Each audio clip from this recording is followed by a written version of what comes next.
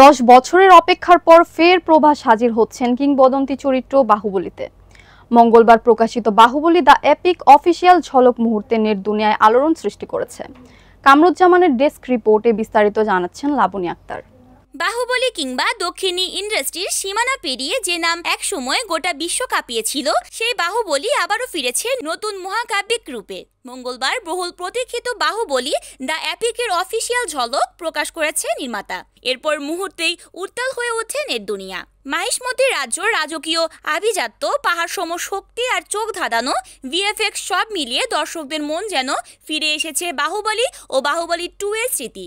দর্শকদের উচ্ছ্বাসের কারণও স্পষ্ট। প্রায় এক দশক পর আবারও সেই কিংবদন্তি চরিত্রে ধরা দেবেন প্রভাস। 2015 সালে বাহুবলী দ্য বিগিনিং আর 2017 সালে বাহুবলী দ্য কনক্লুশন ইতিহাস গড়ার পর আবার নতুন রূপে হাজির হয়েছে বাহুবলী দ্য এপিক। এই সিনেমার বিশেষত্ব হলো এর ব্যতিক্রমী দৈর্ঘ্য। পুরো 5 ঘন্টা 27 মিনিটের এক অবিচ্ছিন্ন কাহিনী।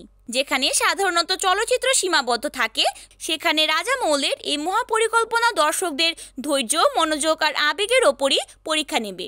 আগের 2 কিস্তি বক্স অফিসে ঝড় তুলেছিল। প্রথমটি বিশ্বজুড়ে আয় করেছিল 650 কোটি টাকা, আর দ্বিতীয়টি তো 1788 কোটির ব্যবসা করে ভারতীয় সিনেমার ইতিহাস পাল্টে দিয়েছিল। ফলে তৃতীয় অধ্যায় ঘিরে প্রত্যাশা এখন আকাশচুম্বী। শোনা যাচ্ছে 2025 সালের 31 অক্টোবর বড় পর্দায় মুক্তি পেতে চলেছে এই বিশাল ক্যানভাসে নির্মিত এই মহাকাব্য। আর সেই ঘোষণার সঙ্গে সঙ্গেই ভক্তদের অপেক্ষা যেন আরও অসহনীয় হয়ে উঠেছে।